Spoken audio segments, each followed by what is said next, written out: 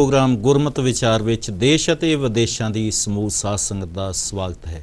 ਸਾਧ ਸੰਗਤ ਜੀ, ਜਿਸ ਤਰ੍ਹਾਂ ਆਪ ਜੀ ਜਾਣਦੇ ਹੋ ਕਿ ਇਸ ਪ੍ਰੋਗਰਾਮ ਵਿੱਚ ਅਸੀਂ ਵੱਖ-ਵੱਖ ਗੁਰਮਤ ਦੇ ਵਿਦਵਾਨਾਂ ਨੂੰ ਬੁਲਾ ਕੇ ਆਪ ਜੀ ਦੇ ਰੂਬਰੂ ਕਰਦੇ ਹਾਂ ਅਤੇ ਉਹਨਾਂ ਨਾਲ ਅਸੀਂ ਪਾਉਂਦੇ ਹਾਂ ਗੁਰਮਤ ਵਿਚਾਰਾਂ ਦੀ ਸਾਂਝ।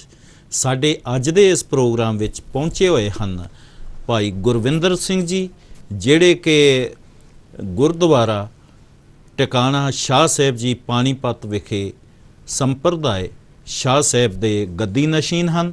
ਵੀਰ ਜੀ, ਉਹ ਪ੍ਰੋਗਰਾਮ ਗੁਰਮਤ ਵਿਚਾਰ ਵਿੱਚ ਆਪ ਜੀ ਦਾ ਸਵਾਗਤ ਹੈ ਜੀ। ਵਾਹਿਗੁਰੂ ਜੀ ਕਾ ਖਾਲਸਾ, ਵਾਹਿਗੁਰੂ ਜੀ ਕੀ ਫਤਿਹ। ਵੀਰ ਜੀ, ਉਹ ਅੱਜ ਤੁਹਾਡੇ ਨਾਲ ਗੁਰਮਤ ਵਿਚਾਰਾਂ ਦਾ ਸਾਡਾ ਵਿਸ਼ਾ ਹੈ ਜੋ ਉਹ ਬੜਾ ਮਹੱਤਵਪੂਰਨ ਵਿਸ਼ਾ ਹੈ, ਜਿਸ ਨੂੰ ਲਗਭਗ ਬਹੁਤ ਘੱਟ ਛੋਇਆ ਜਾਂਦਾ ਹੈ, ਬੈਰਾਗ ਜੀ। ਤੇ ਸਭ ਤੋਂ ਪਹਿਲਾਂ ਤੁਸੀਂ ਇਹ ਦੱਸੋ ਕਿ ਬੈਰਾਗ ਹੈ ਕੀ ਚੀਜ਼ ਜੀ? ਅਸਲ ਵਿੱਚ ਬੈਰਾਗ ਸਾਡੇ ਮਨ ਦੀ ਇੱਕ ਅਵਸਥਾ ਹੈ ਜੀ। ਇਹ ਬੈਰਾਗ ਸਾਡੇ ਮਨ ਦੀ ਇੱਕ ਹਾਲਤ ਹੈ। ਤੇ ਜੇ ਗੁਰਬਾਣੀ ਦੇ ਪੱਖੋਂ ਇਸ ਨੂੰ ਦੇਖੀਏ ਤਾਂ ਭਗਤ ਫਰੀਦ ਜੀ ਨੇ ਇੱਕ ਗੱਲ ਕਹੀ ਹੈ ਬਾਣੀ ਵਿੱਚ ਜੀ। ਉਹ ਕਹਿੰਦੇ ਨੇ, ਇੱਕ ਵਾਰ ਮਾਨਸਰੋਵਰ ਤੋਂ ਕੁਝ ਹੰਸ ਥੱਲੇ ਧਰਤੀ ਤੇ ਆ ਗਏ ਜੀ। ਤੇ ਜਦੋਂ ਧਰਤੀ ਤੇ ਆਏ, ਉਹਨਾਂ ਨੂੰ ਜਦੋਂ ਇੱਕ ਛਪਰੀ ਨਜ਼ਰ ਆਈ ਤੇ ਪਿਆਸ ਲੱਗੀ ਸੀ ਜੀ। ਤੇ ਜਦੋਂ ਉਹਨਾਂ ਹੰਸਾਂ ਨੇ ਉਸ ਪਾਣੀ ਨੂੰ ਪੀਣ ਦਾ ਯਤਨ ਕੀਤਾ, ਉਹਦੇ ਵਿੱਚ ਚੁੰਝ ਪਾਈ ਤਾਂ ਉਹ ਬੜਾ ਬੇਸਵਾਦਾ ਲੱਗਿਆ, ਰਸ ਨਹੀਂ ਆਇਆ, ਸਵਾਦ ਨਹੀਂ ਆਇਆ। ਤੇ ਉਹ ਜਦੋਂ ਰਸ ਨਹੀਂ ਆਇਆ ਤੇ ਉਨ ਹੰਸਾਂ ਨੇ ਵਿਚਾਰ ਕੀਤਾ ਕਿ ਅਸੀਂ ਆਪਣੇ ਵਾਪਸ ਮਾਨਸਰੋਵਰ ਚੱਲੀਏ, ਇੱਥੇ ਤਾਂ ਕੋਈ ਆਨੰਦ ਨਹੀਂ, ਕੋਈ ਰਸ ਨਹੀਂ ਜੀ, ਇੱਥੇ ਕੋਈ ਆਨੰਦ ਨਹੀਂ। ਤੇ ਕਹਿੰਦੇ ਜਦੋਂ ਉਹਨਾਂ ਨੂੰ ਮਾਨਸਰੋਵਰ ਦੀ ਯਾਦ ਆਈ ਤੇ ਇਹ ਇੱਥੋਂ ਦਾ ਰਸ, ਉਹਦੇ ਵਿੱਚ ਰਸ ਨਹੀਂ ਆਇਆ ਜੀ। ਤੇ ਅਸਲ ਵਿੱਚ ਇਹੀ ਬੈਰਾਗ ਹੈ। ਇਹਨੂੰ ਸਮਝਣ ਦਾ ਯਤਨ ਕਰੀਏ ਕਿ ਜਦੋਂ ਸਾਨੂੰ ਜੀਵਨ ਵਿੱਚ ਰਹਿੰਦਿਆਂ ਪਦਾਰਥਾਂ ਵਿੱਚ, ਪਰਿਵਾਰ ਵਿੱਚ, ਕਾਰੋਬਾਰ ਵਿੱਚ ਰਸ ਨਹੀਂ ਰਹਿੰਦਾ, ਉਪਰਾਮਤਾ ਆ ਜਾਂਦੀ ਹੈ, ਤੇ ਇਸ ਅਵਸਥਾ ਨੂੰ ਕਹਿੰਦੇ ਨੇ ਬੈਰਾਗ ਜੀ। ਜਦੋਂ ਉਪਰਾਮਤਾ ਪਦਾਰਥਾਂ ਵੱਲੋਂ ਆ ਗਈ ਤੇ ਆਪਣੇ ਮਾਨਸਰੋਵਰ ਭਾਵ ਕਿ ਪਰਮਾਤਮਾ ਦੀ ਯਾਦ ਆਈ, ਉਹਦੇ ਵੱਲ ਜਾਣ ਦਾ ਵਾਪਸ ਚਿੱਤ ਕੀਤਾ ਜਿਸ ਤੋਂ ਵਿਛੜ ਕੇ ਆਏ ਆ ਜੀ। ਤੇ ਇਸ ਅਵਸਥਾ ਨੂੰ ਸਤਿਗੁਰੂ ਜੀ ਨੇ ਕਿਹਾ ਬੈਰਾਗ। ਤੇ ਬਾਣੀ ਵਿੱਚ ਭਗਤ ਫਰੀਦ ਜੀ ਨੇ ਇਸ ਗੱਲ ਦਾ ਜ਼ਿਕਰ ਕੀਤਾ, ਕਹਿਣ ਲੱਗੇ, ਕੱਲਰ ਕੇਰੀ ਛਪਰੀ ਆਏ ਉਲਵੇ ਹੰਜ, ਚੁੰਝੂ ਬੋੜਨ ਨਾ ਪੀਵੇਂ ਉੱਡਨ ਸੇਤੀ ਡੰਜ। ਕਿ ਚੁੰਝ ਤਾਂ ਬੋੜੀ ਪਰ ਪੀਤਾ ਨਹੀਂ, ਤੇ ਵਾਪਸ ਮਾਨਸਰੋਵਰ ਦੀ ਯਾਦ ਆਈ, ਉੱਡਣ ਦੀ ਤਿਆਰੀ ਕੀਤੀ ਕਿ ਚਲੋ ਮਾਨਸਰੋਵਰ ਚੱਲਦੇ ਹਾਂ। ਜਦੋਂ ਇਸ ਜੀਵ ਨੂੰ ਪਰਮਾਤਮਾ ਦੀ ਯਾਦ ਆਉਂਦੀ ਹੈ ਤੇ ਪਦਾਰਥਾਂ ਵਿੱਚ ਪ੍ਰੇਮ ਨਹੀਂ ਰਹਿੰਦਾ, ਰਸ ਨਹੀਂ ਰਹਿੰਦਾ, ਤੇ ਉਹ ਹੈ ਬੈਰਾਗ। ਗਹਿਲਾ ਲੋਕ ਨਾ ਜਾਣਈ, ਹੰਸ ਨਾ ਕੋਦਰਾ ਖਾਏ। ਕਿਉਂਕਿ ਬਹੁਤ ਸਾਰੇ ਲੋਕਾਂ ਨੂੰ ਇਹ ਪਤਾ ਨਹੀਂ ਕਿ ਜਿਵੇਂ ਹੰਸ ਕੋਦਰਾ ਨਹੀਂ ਖਾਂਦਾ, ਇਸ ਤਰ੍ਹਾਂ ਜਿਹੜੇ ਮਹਾਂਪੁਰਸ਼ ਹੈ, ਸੰਤ ਹੈ, ਜੋ ਰੱਬੀ ਆਤਮਾਵਾਂ ਹੈ, ਉਹ ਦੁਨੀਆ ਦੇ ਰਸ ਕਸ ਹੈ ਜਿਹੜੇ ਉਹਨਾਂ ਦੇ ਵਿੱਚ ਖਚਤ ਨਹੀਂ ਹੁੰਦੀਆਂ। ਅਜਿਹੀ ਹੀ ਆਤਮਾ ਦਾ ਜ਼ਿਕਰ ਨੌਵੇਂ ਪਾਤਸ਼ਾਹ ਸ਼੍ਰੀ ਗੁਰੂ ਤੇਗ ਬਹਾਦਰ ਸਾਹਿਬ ਜੀ ਵੀ ਕਰਦੇ ਆ, ਜਦ ਕਹਿੰਦੇ ਆ, ਜੋ ਨਰ ਦੁੱਖ ਮੈਂ ਦੁੱਖ ਨਹੀਂ ਮਾਨੈ, ਸੁਖ ਸਨੇਹ ਅਰ ਭੈ ਨਹੀਂ ਜਾਂਕੈ, ਕੰਚਨ ਮਾਟੀ ਮਾਨੈ, ਨਹਿ ਨਿੰਦਿਆ ਨਹਿ ਉਸਤਤ ਜਾਂਕੈ, ਲੋਭ ਮੋਹ ਅਭਿਮਾਨਾ, ਹਰਖ ਸੋਗ ਤੇ ਰਹੇ ਨਿਆਰੋ, ਨਾਹੇ ਮਾਨ ਅਪਮਾਨਾ।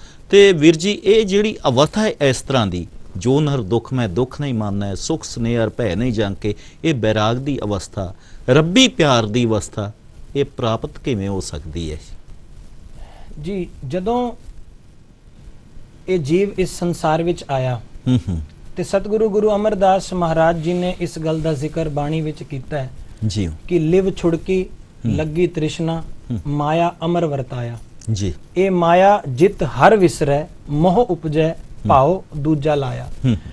ਕਿ ਜਦੋਂ ਮਾਤਾ ਦੇ ਗਰਭ ਵਿੱਚ ਸੀ ਉਦੋਂ ਲਿਵ ਪਰਮੇਸ਼ਰ ਨਾਲ ਜੁੜੀ ਸੀ ਜੀ, ਪਰ ਜਦੋਂ ਗਰਭ ਤੋਂ ਬਾਹਰ ਆਇਆ ਤੇ ਫਿਰ ਉਹ ਲਿਵ ਪਰਮੇਸ਼ਰ ਨਾਲ ਛੁੱਟ ਕੇ ਫਿਰ ਉਹ ਮਾਇਆ ਵਿੱਚ ਖਚਤ ਹੋ ਗਿਆ। ਤੇ ਇਸ ਮਾਇਆ ਨੇ ਕੀ ਕੀਤਾ? ਇਸ ਮਾਇਆ ਨੇ ਇਸ ਜੀਵ ਨੂੰ ਪਰਮੇਸ਼ਰ ਦੀ ਯਾਦ ਭੁਲਾ ਦਿੱਤੀ। ਇਹ ਮਾਇਆ ਜਿਤ ਹਰ ਵਿਸਰੈ ਜੀ, ਮਾਇਆ ਨੇ ਪਰਮੇਸ਼ਰ ਦੀ ਯਾਦ ਨੂੰ ਭੁਲਾ ਦਿੱਤਾ। ਤੇ ਜੇ ਅਸੀਂ ਝਾਤ ਮਾਰੀਏ ਆਪਣੇ ਅੰਦਰ, ਤੇ ਭਗਤ ਕਬੀਰ ਜੀ ਨੇ ਇਸ ਗੱਲ ਦਾ ਜ਼ਿਕਰ ਕੀਤਾ ਹੈ ਕਿ ਹਰ ਵੇਲੇ ਸਾਡੇ ਅੰਦਰ ਮਾਇਆ ਦੇ ਫੁਰਨੇ, ਮਾਇਆ ਦੇ ਖਿਆਲ ਚੱਲਦੇ ਨੇ। ਉਹਨਾਂ ਨੇ ਇਸ ਗੱਲ ਨੂੰ ਸਾਬਿਤ ਕਰਨ ਵਾਸਤੇ ਗੁਰਬਾਣੀ ਦੀ ਇੱਕ ਗੱਲ ਕਹੀ ਹੈ। ਉਹ ਕਹਿੰਦੇ ਨੇ, ਕਬੀਰ ਚੁਗੈ ਚਿਤਾਰੈ भी चुगै चुग चुग चितारै जैसे बछरै कूंज। ਕਹਿੰਦੇ ਜੋ ਕੂੰਜ ਪੰਛੀ ਹੈ ਜੀ ਉਹ ਜਦੋਂ ਆਪਣੇ ਬੱਚਿਆਂ ਵਾਸਤੇ ਦਾਣਾ ਚੁਗਣ ਜਾਂਦਾ ਹੈ ਤੇ ਉਹ ਦਾਣਾ ਚੁਗਦਾ ਹੈ, ਫਿਰ ਬੱਚੇ ਯਾਦ ਕਰਦਾ ਹੈ, ਫਿਰ ਦਾਣਾ ਚੁਗਦਾ ਹੈ, ਫਿਰ ਬੱਚਿਆਂ ਦੀ ਯਾਦ ਆਉਂਦੀ ਹੈ। ਕਬੀਰ ਚੁਗੈ ਚਿਤਾਰੇ, ਚਿਤਾਰੇ ਦਾ ਮਤਲਬ ਯਾਦ ਕਰਦਾ ਹੈ। ਚੁਗ ਚੁਗ ਚਿਤਾਰੇ ਜੈਸੇ ਬਛਰੇ ਕੂੰਜ ਮਨ ਮਾਇਆ ਮਮਤਾਰੇ। ਇਸ ਤਰ੍ਹਾਂ ਸਾਡਾ ਮਨ ਵੀ ਮਾਇਆ ਦੀ ਮਮਤਾ ਵਿੱਚ ਖਚਿਤ ਹੋ ਚੁੱਕਿਆ ਹੈ। ਅਸੀਂ ਭਾਵੇਂ ਬੈਠੇ ਸਾਧ ਸੰਗਤ ਵਿੱਚ ਹਾਂ, ਪਰ ਮਨ ਵਿੱਚ ਮਾਇਆ ਦੇ ਫੁਰਨੇ ਨੇ, ਪਰਿਵਾਰ ਦੇ ਫੁਰਨੇ ਨੇ, ਕਾਰੋਬਾਰ ਦੇ ਫੁਰਨੇ ਨੇ। बैठे साध संगत विच हाँ, पर माया मन माया दी गिणतियां विच है। तो इस माया ने उस परमेश्वर दी याद नूं भुला दिता है।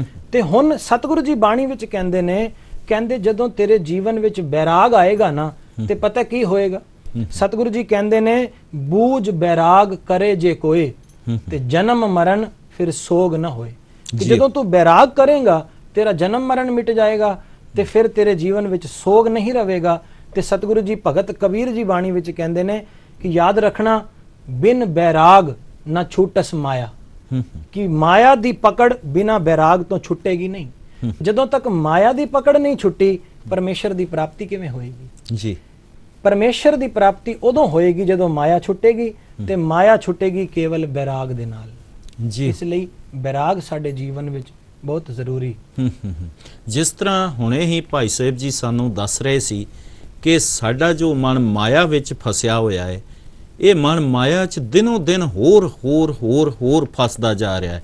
क्योंकि सिंह साहब होरां बड़ी सुंदर गल कही कि जद ये जीव मां दे गर्भ विच सी, इस दी लिव परमात्मा दे नाल जुड़ी हुई सी, पर जन्म हुंदियां ही लिव छुड़की, लागी तृष्णा, माया अमर वरताया ते माया दा ऐसा अमर वरत्या कि पहले जो दुध दे नाल प्यार लगा ही, दुध तो हट के वो परमात्मा वल गया ही नहीं। वो कहानी उलझदी गई। पहले प्यार लगा थन दुध, दूजे माए बाप की सुध, तीजे भाइया भाभी बेब, चौथे प्यार वो पन्नी खेड़, पंजवें खाण पीन की धात। ये इस तरह मनुख है जिहड़ा उस पासे वल ते वधदा गया और इसनूं एवें लगन लग गया कि संसार जरूरी है जी। ये ते पता चल गया जद कि ये इसका एक भरम है। क्योंकि संसार तो रहना ही नहीं, ये तो काहे रे नर गर्भ करत हो बिनस जाए झूठी देही। इसने ते बिनस ही जाना है। संसार जरूरी नहीं, निरंकार जरूरी है। ते निरंकार प्रति जीव दा बैराग भी जरूरी है। ये कितना जरूरी है, ये दसो बैराग क्यों जरूरी है? जदों ये दिसना शुरू हो जाएगा कि संसार नश्वर है, जिवें मेरे भरा मेरे तो वड्डे मेरे माता पिता होर उन्हां तो वड्डे उन्हां दे माता पिता चले गए, कल नूं मैं भी चले जाना है। ये नश्वर संसार जदों नजर आना शुरू हो जाएगा, जदों ये ज्ञान हो जाएगा कि दृष्टमान है सगल मिथेना, ते उदों फिर साडा आपे मन परमेश्वर वल जुड़ेगा। ते इस मन नूं परमेश्वर वल जोड़न वास्ते बैराग जरूरी जी। गुरबाणी कहंदी है फरीदा जंगल जंगल क्या भवें वन कंडा मोड़े, वसी रब हयालीए बाहर क्या ढूंढे जी। परमात्मा हिरदे च वसदा है, पर कुछ लोग इस बैराग लई जंगलों दे विच जांदे आ, पहाड़ां दियां कंदरां जांदे आ कि जी बैराग हो गया। और खास करके जो घर छड्ड के जंगलां चला गया, असीं कहण लग गए जी ये बैरागी बन गया। गुरमत दे अनुसार की बैराग लई जंगलां पहाड़ां जाना जरूरी है जी? जी बिल्कुल नहीं। मैं आप जी नूं बेनती कीती कि बैराग एक मन दी अवस्था है जी। ये जंगलों विच चले जाना बैराग कदाचित नहीं है। भगत कबीर जी दी बाणी पढ़ो, भगत जी कहंदे ने कि ग्रह तज बन खंड जाइए चुन खाइए कंधा। कि तू घर नूं चढ़ के जंगलों विच चला गया, उत्थे कंध मूल खा रहे हैं, तो ग्रह छड़ बन खंड जाइए चुन खाइए कंधा, अज हूं बिकार न छोड़ई पापी मन मंदा। कहंदे तेरा मन ते ओही रहा, तू भावें जंगल विच चला गया, उत्थे कंध मूल खा रहे हैं, पर कहंदे तेरे मन दे विकार तां उत्थे भी नाल ने। तेरे मन विच वासनावां उत्थे भी खलोतियां ने, तेरे मन विच माया दी पकड़ उत्थे भी खलोती है, तेरे मन विच परिवार दी पकड़ उत्थे भी उसे तरह मौजूद है। ते कहंदे फिर जंगलां विच जाके भी जे मन दी हालत ओ है ते बैराग किवें हो सकदा है? बैराग मन दी अवस्था है। गुरु गोबिंद सिंह महाराज कहंदे ने रे मन ऐसो कर सन्यासा, बन से सदन सबु कर समझत, घट ही माए उदासा। कि तू अपने घर नूं ही बन समझ, ऐसा सन्यास कर कि तेरा घर ही बन बन जाए। ਇਹ ਮਨ ਦੀ ਅਵਸਥਾ ਹੈ। ਜੰਗਲ ਵਿੱਚ ਜਾਣਾ ਕਦਾਚਿਤ ਬੈਰਾਗ ਨਹੀਂ, ਮਨ ਦੀ ਅਵਸਥਾ ਜਦੋਂ ਬੈਰਾਗੀ ਹੋ ਗਈ ਫਿਰ ਉਹ ਭਾਵੇਂ ਘਰ ਵਿੱਚ ਰਵੇ, ਭਾਵੇਂ ਜੰਗਲ ਵਿੱਚ ਰਵੇ, ਭਾਵੇਂ ਪਹਾੜ ਵਿੱਚ ਰਵੇ, ਉਹ ਬੈਰਾਗ ਹੈ। ਵਾਕਿਆ ਹੀ ਜਿਸ ਨੂੰ ਅਸੀਂ ਸਾਧ ਕਹਿੰਦੇ ਹਾਂ, ਸਾਧ ਦਾ ਮਤਲਬ ਹੈ ਬਿਲਕੁਲ ਸਿੱਧਾ ਸਾਦਾ ਇਨਸਾਨ, ਬਿਲਕੁਲ ਐਸਾ ਇਨਸਾਨ ਜਿਸ ਦਾ ਜੀਵਨ ਇੱਕ ਖੁੱਲੀ ਕਿਤਾਬ ਵਾਂਗ ਹੋਵੇ, ਪਰ ਜੋ ਜੰਗਲਾਂ ਦੇ ਵਿੱਚ ਜਾ ਕੇ ਭਗਤੀ ਕਰਦਿਆਂ ਕਰਦਿਆਂ ਹੋਰ ਜਟਲਤਾਵਾਂ ਦੇ ਨਾਲ ਭਰਦੇ ਜਾਂਦੇ ਆ, ਉਹ ਮਨੁੱਖ ਕਦੇ ਵੀ ਸਾਧ ਨਹੀਂ ਹੋ ਸਕਦੇ। ਉਹਨਾਂ ਦੇ ਜੀਵਨ ਦੇ ਵਿੱਚ ਕਦੇ ਵੀ ਉਹ ਰੌਂ ਨਹੀਂ ਆ ਸਕਦੀ, ਕਦੇ ਵੀ ਖੇੜਾ ਨਹੀਂ ਆ ਸਕਦਾ, ਕਦੇ ਵੀ ਉਹ ਸੱਚ ਦੇ ਨਾਲ ਨਹੀਂ ਜੁੜ ਸਕਦੇ। ਇੱਕ ਹੋਰ ਚੀਜ਼ ਮਨ ਦੇ ਵਿੱਚ ਆਉਂਦੀ ਹੈ, ਜਿਸ ਤਰ੍ਹਾਂ ਕਦੇ ਅਸੀਂ ਕਿਸੇ ਪੱਥਰ ਨੂੰ ਪਾਣੀ ਵਾਂਗ ਵਹਿੰਦਿਆਂ ਨਹੀਂ ਦੇਖਿਆ, ਕਦੇ ਕਿਤੇ ਅਸੀਂ ਹਵਾ ਦੇ ਝੋਂਕਿਆਂ ਨੂੰ ਪੱਥਰ ਵਾਂਗ ਪਏ ਨਹੀਂ ਦੇਖਿਆ, ਔਰ ਜਿਸ ਤਰ੍ਹਾਂ ਕਦੇ ਅਸੀਂ ਅੱਗ ਨੂੰ ਬਰਫ਼ ਵਾਂਗ ਠੰਡਾ ਅਤੇ ਬਰਫ਼ ਨੂੰ ਅਸੀਂ ਅੱਗ ਵਾਂਗ ਗਰਮ ਨਹੀਂ ਦੇਖਿਆ, ਇਸੇ ਤਰ੍ਹਾਂ ਅਸੀਂ ਕਦੇ ਮਨ ਨੂੰ ਸਥਿਰ ਵੀ ਨਹੀਂ ਦੇਖਿਆ। ਇਹ ਭਟਕਦਾ ਹੀ ਰਹਿੰਦਾ। ਹੁਣ ਇਹ ਜਿਹੜਾ ਭਟਕਣ ਵਾਲਾ ਮਨ ਹੈ, ਇਹਦੀ ਬੈਰਾਗ ਵਾਲੀ ਅਵਸਥਾ 2-4 ਘੜੀਆਂ ਲਈ ਤਾਂ ਸ਼ਾਇਦ ਕਿਤੇ ਬੰਦ ਹੀ ਦੇਖੀਏ, ਇਹ ਸदैव ਕਿਵੇਂ ਬਣੇ? ਜੀ ਇਹ ਬਹੁਤ ਸੋਹਣਾ ਸਵਾਲ ਆਪ ਜੀ ਨੇ ਪੁੱਛਿਆ ਹੈ। ਮੈਂ ਬੇਨਤੀ ਕਰਾਂ ਕਿ ਇਹ ਗੱਲ ਸੱਚ ਹੈ ਕਿ ਸਾਡੀ ਬੈਰਾਗ ਦੀ ਜੋ ਅਵਸਥਾ ਹੈ ਉਹ ਸਦਾ ਕਾਇਮ ਨਹੀਂ ਰਹਿੰਦੀ ਜੀ।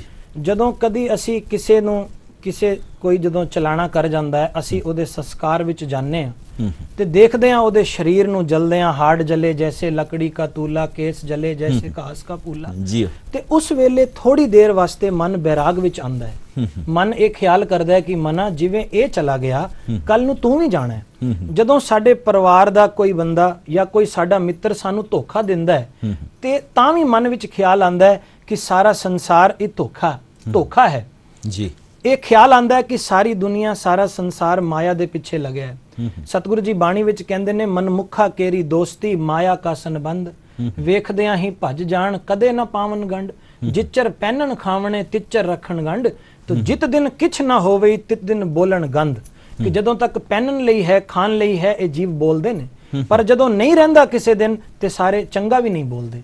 ਤੋ ਇਹ ਗੱਲਾਂ ਨੂੰ ਦੇਖ ਕੇ ਥੋੜੀ ਥੋੜੀ ਸਮੇਂ ਵਾਸਤੇ ਬੈਰਾਗ ਪੈਦਾ ਹੁੰਦਾ ਹੈ, ਪਰ ਇਹ ਕਾਇਮ ਨਹੀਂ ਰਹਿੰਦਾ।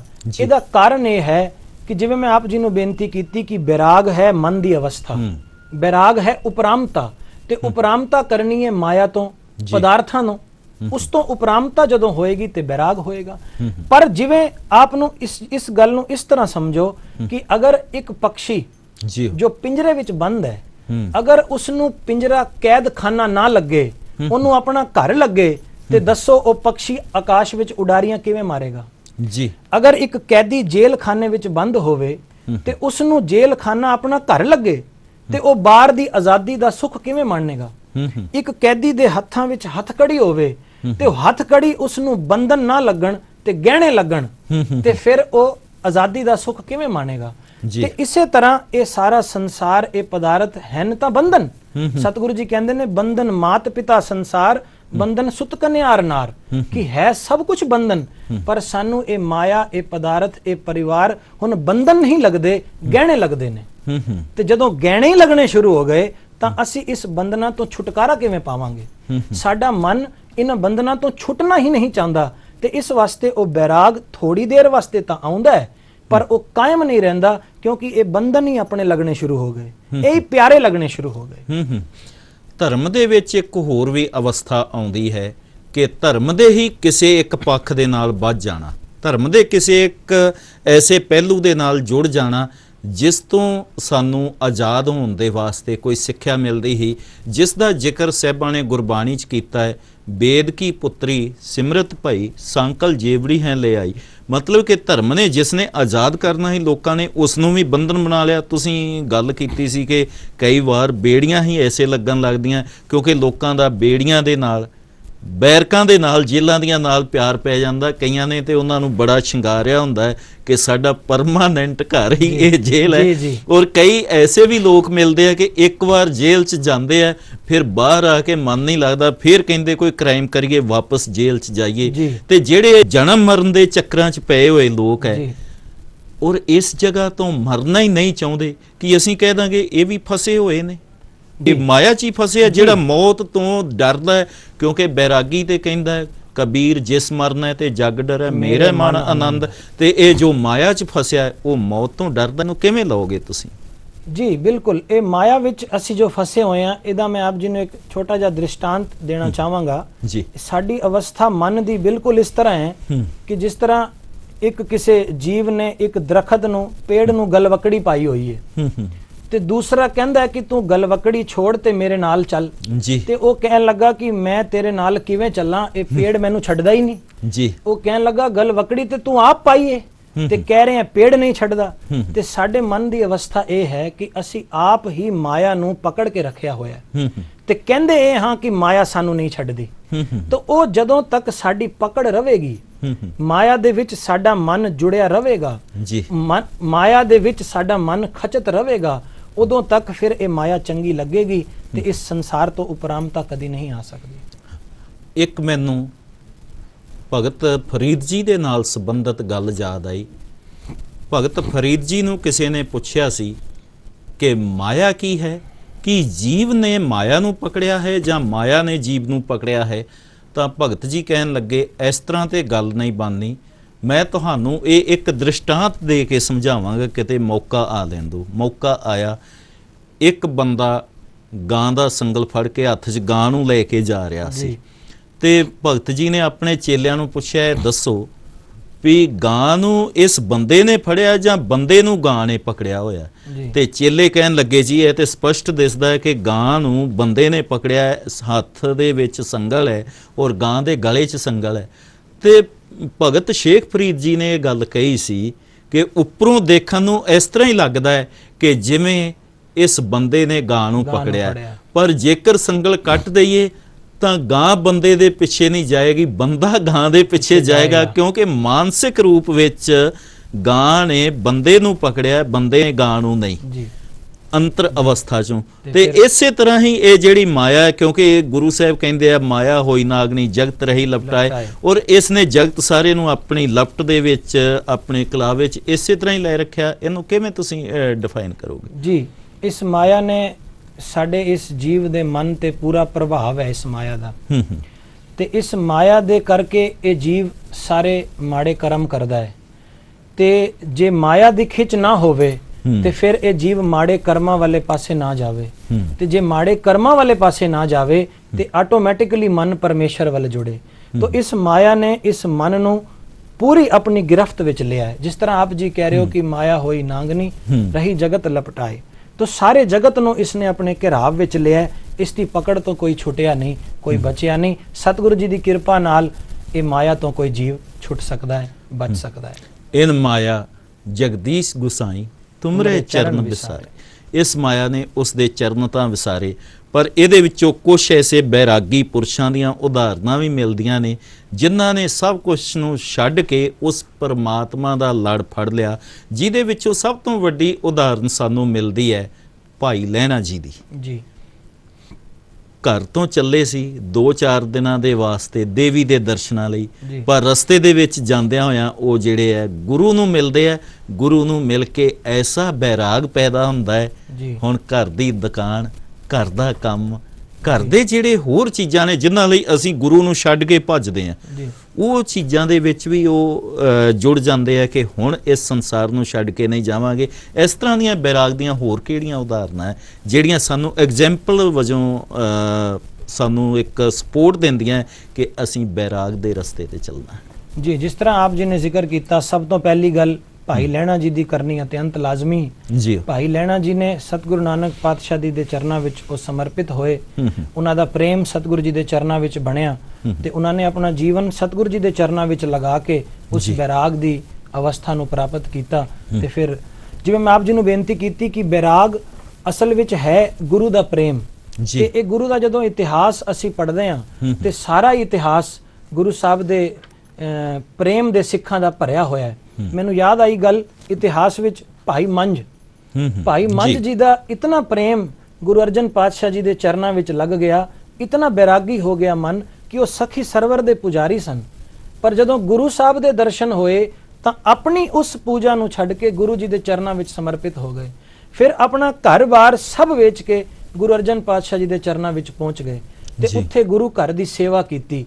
ਇਤਨੀ ਅਥਾਹ ਸੇਵਾ ਕੀਤੀ, ਉਹ ਬੈਰਾਗਮਈ ਅਵਸਥਾ ਨੂੰ ਪ੍ਰਾਪਤ ਕੀਤਾ ਕਿ ਲੱਕੜਾਂ ਵੀ ਲੈ ਕੇ ਆਉਂਦੇ ਸਨ, ਫਿਰ 2 ਪੰਡਾਂ ਲੱਕੜਾਂ ਦੀ ਲੈ ਕੇ ਆਉਂਦੇ ਸਨ, ਇੱਕ ਬਾਜ਼ਾਰ ਵਿੱਚ ਵੇਚ ਕੇ ਉਹ ਜੋ ਮਾਇਆ ਮਿਲਦੀ ਸੀ ਉਹਦੇ ਨਾਲ ਆਪਣਾ ਲੰਗਰ ਪ੍ਰਸ਼ਾਦਾ ਛਕਦੇ ਸਨ, ਤੇ ਇੱਕ ਲੱਕੜਾਂ ਦੀ ਪੰਡ ਗੁਰੂ ਦੇ ਲੰਗਰਾਂ ਵਿੱਚ ਦਿੰਦੇ ਸੀ, ਜਿੱਥੋਂ ਆਈ ਗਈ ਸੰਗਤ ਦੇ ਵਾਸਤੇ ਲੰਗਰ ਤਿਆਰ ਹੁੰਦਾ ਸੀ।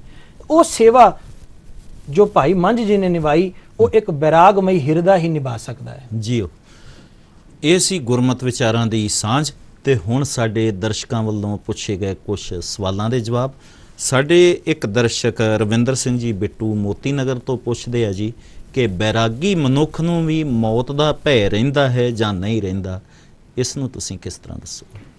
ਜੀ, ਬੈਰਾਗੀ ਮਨੁੱਖ ਨੂੰ ਮੌਤ ਦਾ ਭੈ ਨਹੀਂ ਰਹਿੰਦਾ, ਕਿਉਂਕਿ ਜਿਸ ਦੇ ਹਿਰਦੇ ਵਿੱਚ ਸਤਿਗੁਰੂ ਜੀ ਦੇ ਚਰਨਾਂ ਵਿੱਚ ਬੈਰਾਗ ਹੋ ਗਿਆ, ਪ੍ਰੇਮ ਹੋ ਗਿਆ, ਉਹਦੀ ਅਵਸਥਾ ਇਹ ਬਣ ਜਾਂਦੀ ਹੈ, ਜਿਸ ਮਰਨੇ ਤੇ ਜਗ ਡਰੈ ਮੇਰੇ ਮਨ ਆਨੰਦ, ਕਿਉਂਕਿ ਉਹਨੂੰ ਭਰੋਸਾ ਹੁੰਦਾ ਹੈ ਕਿ ਮਰਨੇ ਹੀ ਤੇ ਪਾਈਐ ਪੂਰਨ ਪਰਮਾਨੰਦ ਜੀ। ਤੇ ਇੱਕ ਮੈਂ ਹੋਰ ਬੇਨਤੀ ਆਪ ਜੀ ਨੂੰ ਕਰਨਾ ਚਾਹਾਂਗਾ ਕਿ ਜਿਹੜੀ ਬੈਰਾਗ ਦੀ ਅਵਸਥਾ ਹੈ ਨਾ ਜੀ, ਇਹ ਸਦਾ ਕਾਇਮ ਵੀ ਰਹਿ ਸਕਦੀ ਹੈ, ਹਾਂਜੀ, ਹਮੇਸ਼ਾ ਵੀ ਬਣੀ ਰਹਿ ਸਕਦੀ ਹੈ ਜੀ। ਉਹਦਾ ਉਦਾਹਰਣ ਮੈਂ ਆਪ ਜੀ ਨੂੰ ਜਿਵੇਂ ਬੇਨਤੀ ਕੀਤੀ ਭਰਥਰੀ ਦੀ ਗੱਲ, ਤੇ ਜਦੋਂ ਭਰਥਰੀ ਨੂੰ ਅਹਿਸਾਸ ਹੋ ਗਿਆ ਸੀ ਕਿ ਮੇਰੇ ਜੀਵਨ ਵਿੱਚ ਬੈਰਾਗ ਨਹੀਂ ਆਇਆ, ਤੇ ਉਦੋਂ ਫਿਰ ਬਾਅਦ ਵਿੱਚ ਉਹਨਾਂ ਨੂੰ ਗੁਰੂ ਨਾਨਕ ਪਾਤਸ਼ਾਹ ਦੇ ਦਰਸ਼ਨ ਹੋਏ ਜੀ, ਗੁਰੂ ਨਾਨਕ ਪਾਤਸ਼ਾਹ ਦੇ ਨਾਲ ਮਿਲਾਪ ਹੋਇਆ, ਤੇ ਭਰਥਰੀ ਨੇ ਸਵਾਲ ਕੀਤਾ ਗੁਰੂ ਨਾਨਕ ਪਾਤਸ਼ਾਹ ਨੂੰ ਕਿ ਸਤਿਗੁਰੂ ਜੀ, ਮੈਂ ਘਰ-ਬਾਰ ਛੱਡਿਆ ਪਰ ਬੈਰਾਗ ਨਹੀਂ ਹੋਇਆ, ਆਪ ਜੀ ਮੈਨੂੰ ਇਹ ਕਿਰਪਾ ਕਰਕੇ ਦੱਸੋ ਕਿ ਮੇਰੇ ਜੀਵਨ ਵਿੱਚ ਇਹ ਬੈਰਾਗ ਸਦਾ ਕਾਇਮ ਕਿਵੇਂ ਰਵੇ।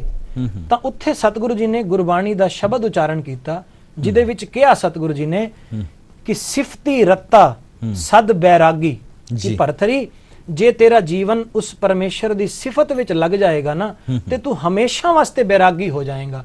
ਸਿਫਤੀ ਰੱਤਾ ਸਦ ਬੈਰਾਗੀ ਜੂਏ ਜਨਮ ਨਾ ਹਾਰੈ, ਕਹੋ ਨਾਨਕ ਸੁਨ ਭਰਥਰ ਜੋਗੀ ਖੀਵਾ ਅੰਮ੍ਰਿਤ ਧਾਰੈ, ਕਿ हे ਭਰਥਰੀ ਫਿਰ ਤੇਰੇ ਜੀਵਨ ਵਿੱਚ ਅੰਮ੍ਰਿਤ ਦੀ ਧਾਰਾ ਵਹਿ ਤੁਰੇਗੀ ਜਦੋਂ ਤੂੰ ਪਰਮੇਸ਼ਰ ਦੀ ਸਿਫਤ ਵਿੱਚ ਲੱਗ ਜਾਏਗਾ। ਇਹ ਸਿਫਤ, ਉਹਦਾ ਨਾਮ, ਉਹਦੀ ਬੰਦਗੀ, ਇਹ ਹਮੇਸ਼ਾ ਵਾਸਤੇ ਬੈਰਾਗ ਨੂੰ ਪ੍ਰਾਪਤ ਕਰਨ ਵਾਸਤੇ ਲਾਜ਼ਮੀ ਹੈ ਜੀਓ। ਇਹ ਸੀ ਸਾਡੀ ਗੁਰਮਤਿ ਵਿਚਾਰਾਂ ਦੀ ਸਾਂਝ।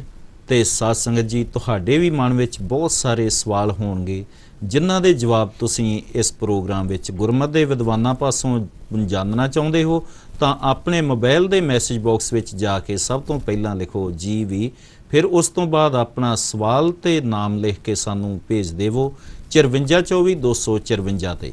ਆਪ ਜੀ ਵੱਲੋਂ ਪੁੱਛੇ ਗਏ ਸਵਾਲਾਂ ਦੇ ਜਵਾਬ ਅਸੀਂ ਅਗਲੇ ਪ੍ਰੋਗਰਾਮਾਂ ਵਿੱਚ ਗੁਰਮਤਿ ਦੇ ਵਿਦਵਾਨਾਂ ਪਾਸੋਂ ਆਪ ਜੀ ਨੂੰ ਦਿਵਾਉਣ ਦਾ ਯਤਨ ਕਰਾਂਗੇ। ਵੀਰ ਜੀਓ, ਆਪ ਜੀ ਇਸ ਪ੍ਰੋਗਰਾਮ ਵਿੱਚ ਪਹੁੰਚ ਕੇ ਬੈਰਾਗ ਵਿਸ਼ੇ ਤੇ ਤੁਸੀਂ ਬਹੁਤ ਹੀ ਗਹਿਰੀਆਂ ਵਿਚਾਰਾਂ ਸੰਗਤਾਂ ਦੇ ਨਾਲ ਸਾਂਝੀਆਂ ਕੀਤੀਆਂ। ਅੱਗੇ ਤੋਂ ਵੀ ਅਸੀਂ ਆਸ ਕਰਾਂਗੇ ਕਿ ਜਦ ਵੀ ਆਪ ਜੀ ਨੂੰ ਬੁਲਾਈਏ, ਇਸੇ ਤਰ੍ਹਾਂ ਪਹੁੰਚ ਕੇ ਸੰਗਤਾਂ ਦੇ ਨਾਲ ਗੁਰਮਤਿ ਵਿਚਾਰਾਂ ਦੀ ਸਾਂਝ ਪਾਉਂਦੇ ਰਹੋਗੇ ਜੀ। ਵਾਹਿਗੁਰੂ ਜੀ ਕਾ ਖਾਲਸਾ, ਵਾਹਿਗੁਰੂ ਜੀ ਕੀ ਫਤਿਹ।